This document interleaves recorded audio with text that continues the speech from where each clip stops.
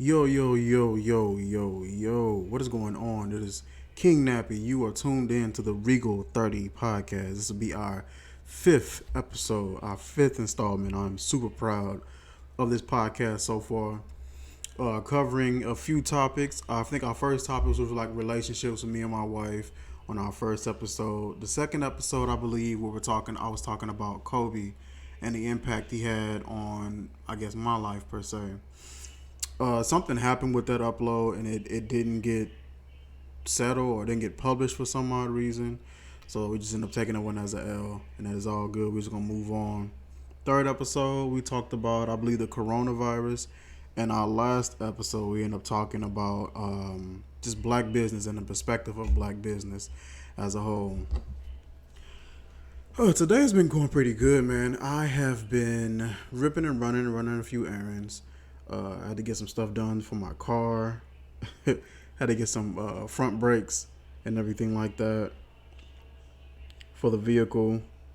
Um, but other than that, man, today it's been good. I hope everybody else is doing all right. If you guys like the podcast and you like the content that we cover, you maybe want to suggest some content, suggest a topic, submit a question or something like that. I'll be more than happy to go over the question, and maybe you talk to some of the team and see if we want to make an episode out of it. Today, I wanted to speak on something that I heard in someone was having a conversation, and they mentioned in a relationship,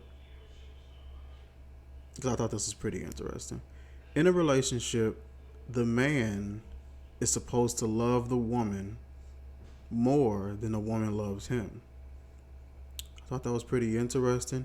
I can definitely see what the thought process is with that one. Um, but I thought that was pretty interesting. So I figured I'd ask a few people. I'm going to be on a call with the young lady, my friend Joy. So you guys get to meet her. Well, listen to her at least. And yeah, man, this be pretty interesting. I also got some input from a friend of mine named Jessica. So she sent in her response, and I'll play that for you guys in just a second. All right, so I'm gonna go ahead and do it now because I don't know when the next time I'm gonna be able to respond. But I disagree. I disagree 110%, 200%, because I feel like that there's no limit on love. Like it sounds like that the woman is is being limited or is limiting herself of a limitless love. Like it just sounds like she's just like, okay, I'm content. I'm gonna settle for this, whoever the woman is. I'm gonna settle for this, and the man, whomever the man is, must show more, must do more. But if he must do more, how come she can't do more? I feel like that in a relationship, together, married, whatever situationship, let's say that. I feel like that there is no such thing as a 50-50. There is a 100 or 100 because regardless of, all the no, I'm gonna just say it should be a 100 on his end and 100 on her end, because each party should be giving their all, should be giving everything, especially if this is the person that they want to be with. So if he gotta love her more, then that means she shouldn't be with him, because he should be getting the same, if not more. I mean, yeah, he should be getting as much as he's putting in. He should be getting the same thing back, if not more. Or if so, whatever. You probably get what I'm saying. But yeah, like, I disagree with that. That's fake love. So her response is both parties should be putting in 100%. It shouldn't be anyone giving less than 100. I'm gonna text my wife and see if she want to join in.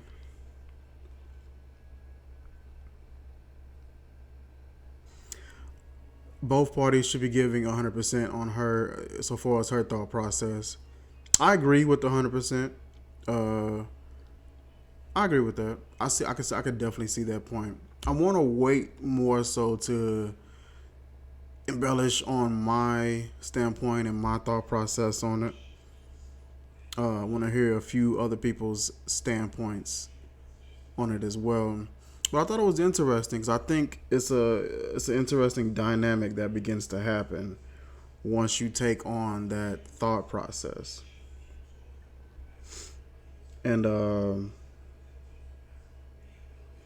yeah, once you take on that thought process, it's some interesting dynamics that happen.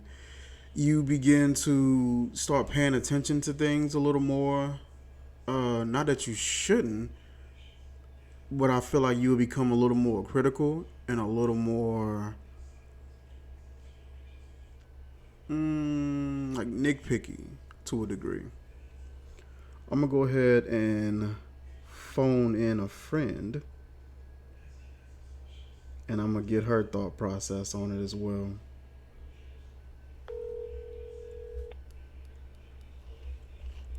Hello. Hey, Hey. what's going on? Not much. All right, so you all settled. If I'm ready. All right.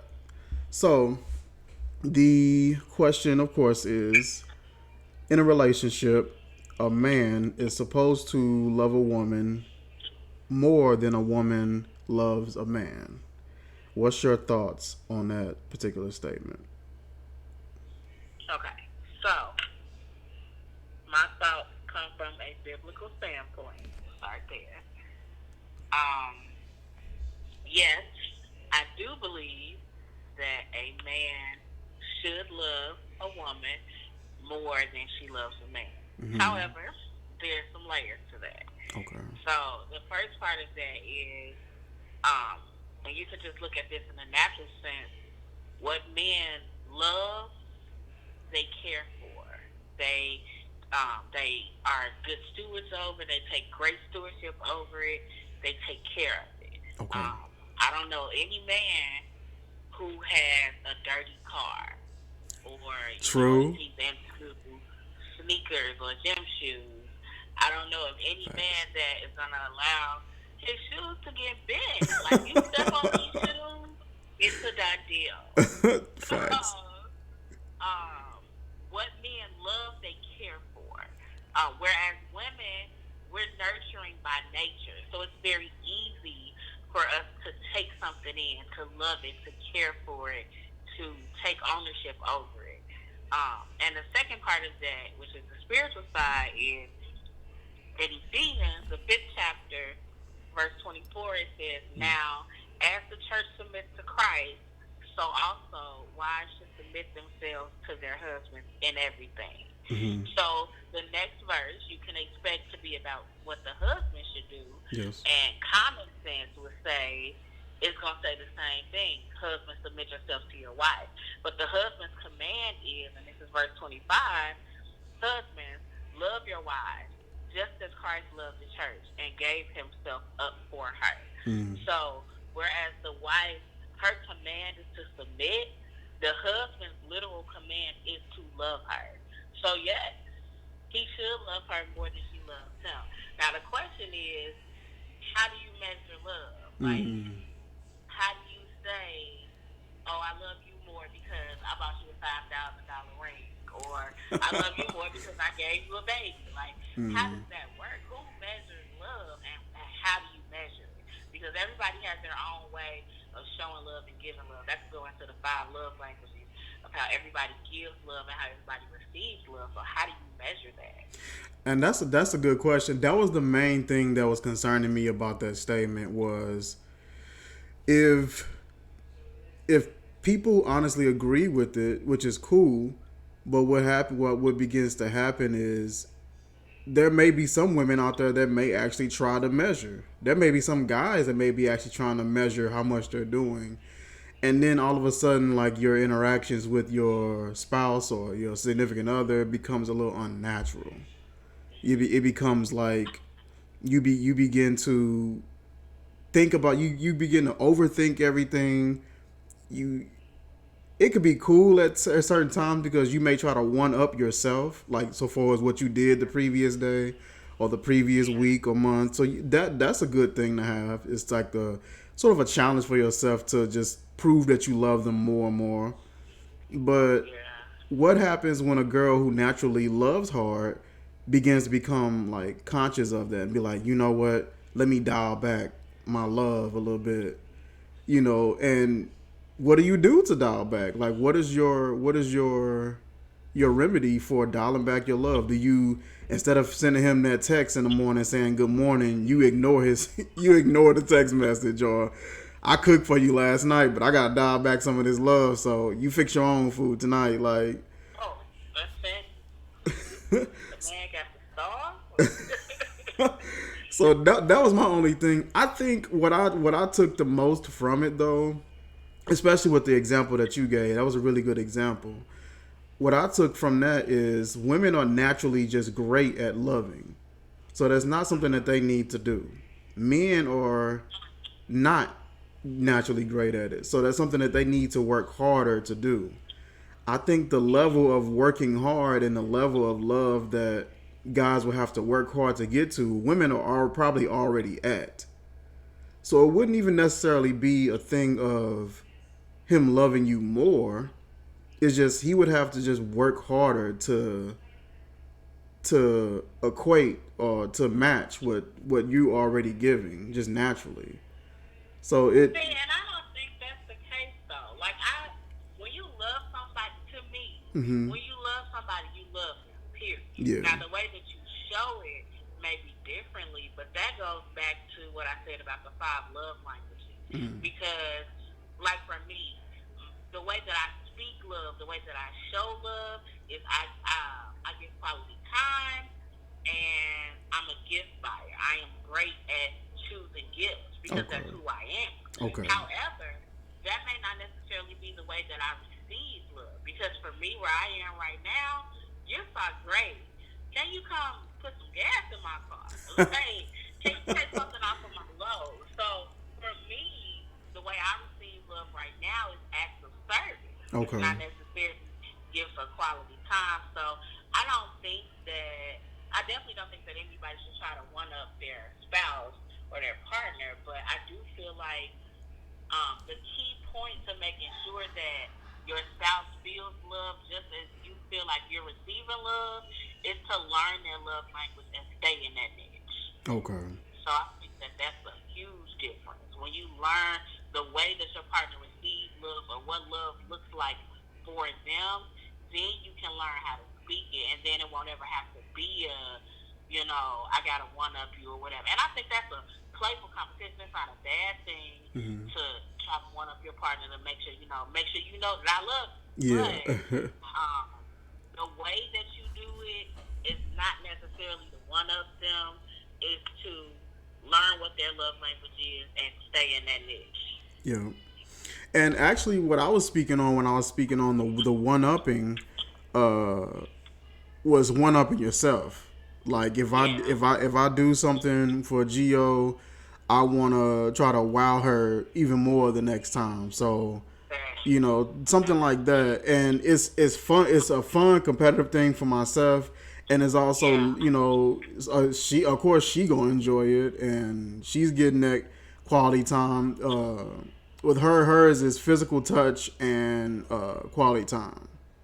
Exactly. And mine's is quality time, and I think it's words of affirmation. So with as long as I'm making sure that we spending time, which is something that I love to do as well, and just showing that affection and just trying to, how could I do better tomorrow? How could I do better next week? You know, That's dope. I feel like the notion of the guy loving the woman more than she loves him is something that would probably matter more so in the earlier stages. And then once you two get into actually loving each other and just going through the rhythm of life with one another and growing, you no longer really pay attention to it. It'll just be something that's just done. Yeah. It should be. I ain't Yeah. gonna say it is. It should be something that's done. And I look at like my parents. My parents have been married 45 years at this point. So Man. I'm sure the way that they gave and received love when they first got married as teenagers versus now in their 60s, there's a world of a difference. Yeah. But can you stay with the change? Because as humans, we're ever changing, we're ever evolving. What we used to like, we don't like now, or vice versa. What used to matter to us may not matter to us, or vice versa. Okay. So, um, can you constantly keep up with the way that your partner's love language is changing? Changing, Because yeah. that's important, whether you've been married for 1 day, 1 year, or however many. So I think that makes a difference too. A lot of people talk about couples not forgetting to date each other because you should constantly be learning your partner. Mm-hmm. So I think that for women, it's important that the man not get lax and not feel like, you did all of this. The way a woman's mind work is the way that you got me is the way you're going to keep me. Mm-hmm. So don't get lax and say, we've been doing all this now. Keep it up. Because that's what makes women. I start twitching and then we ready to push you aside. Is it ever possible for the way that a guy got you to change? Like what he did before that got your attention, like that no longer is adequate for you. It's something else now. Is that ever possible? Yeah, I think that that's absolutely possible. Like I said, we change, we grow. So, and I use my parents as an example. When my parents got married, my mom was 16. I guarantee you, the way that my dad gives her attention now at 63 is not the way he got her attention at 16.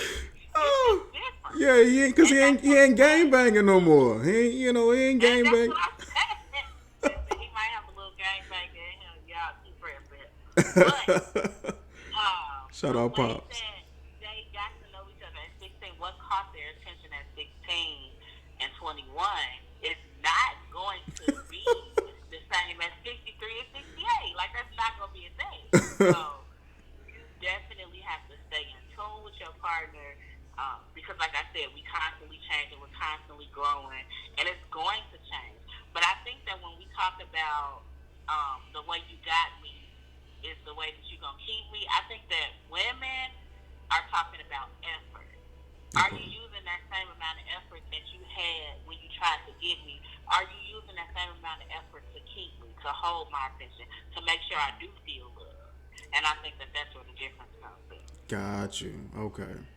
Make sure you putting forth the effort, because some guys get lazy. You know what I'm saying? We get the and girl. women do too. We get the girl.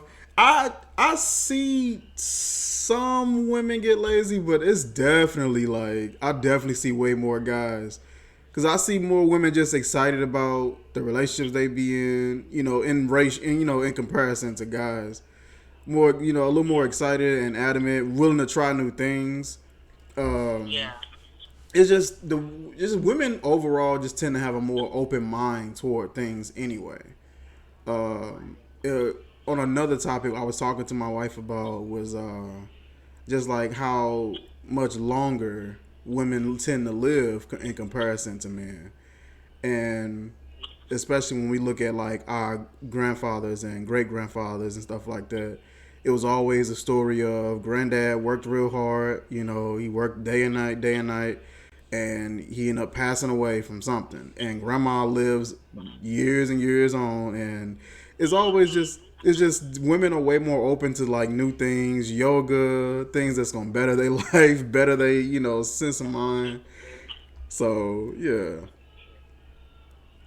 Yeah, life expectancy makes a huge difference because when you get to be, in your 60s, especially for a woman, you want someone that's fairly healthy. You ain't gonna leave me here. I know, right? So, yeah, that makes a difference. Well, Mrs. Joy, I thank you for coming to the podcast and just hanging out with us and talking with us and sharing your thoughts, sharing your take on it. A very well educated and well thought out perception on the topic. I would definitely have you come by more. Hopefully, we can meet up in person and get some talk about some good topics and get some good conversation going. For sure, whenever you invite me, I'm in there. All right, lady. You have a good night. You too. Bye bye. And that is Mrs. Joy dropping by. Let me tell you something, man. Joy, she is 100, man. That girl, she dope. Came into me and my wife's life. I say about a couple years ago, and just one of them friends, man. Like shoot first, ask questions later. One of them kind of friends, and you. I think every group of friends need that friend. You know, you need that one person that just like, what's going on? What's the deal? What's happening? What y'all need? And ask questions later, even though, those were questions that I was just asking. But yeah, man, that is the episode pretty much. It's just I thought that was a very interesting thought process, and I just want to get a woman's perspective on it, share my perspective, and see how those things worked out. And we both somewhat in agreement, with guys, we got to be a little bit better with how we pursue, be a little more intentional. I know I struggle with it. I lack affection, that affectionate bone in my body. I just don't have that. And so I have to be intentional about, all right, I'm finna show affection. So I go to my wife and I'm just like touching on her, and she's like, thank you for the affection.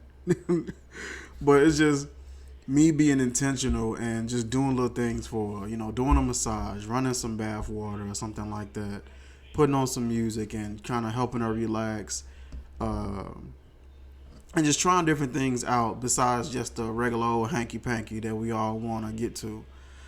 Just taking time to get to know her, and small things like that carry over to her the next day. It's just simple things, man. So yeah, I definitely enjoy that topic. Very interesting. This is, like I said, our 5th installment. We're going to actually make this 30 a Regal 30 or less. Normally, we always go over, and we always end up overstepping our time. We're going to try to actually stay on time today or earlier. Like I said, you guys like, comment, share. We definitely want you to subscribe to our channel. Hit that subscribe button. Do not play around with me. Let's get those subscribers up, man. Right now we're at about like 264, 265. Let's get it up to 300, man. Let's get this subscriber count up, man. Let's get this look at this kingdom growing. This is King Nappy. You are listening to the Regal 30 podcast. Peace.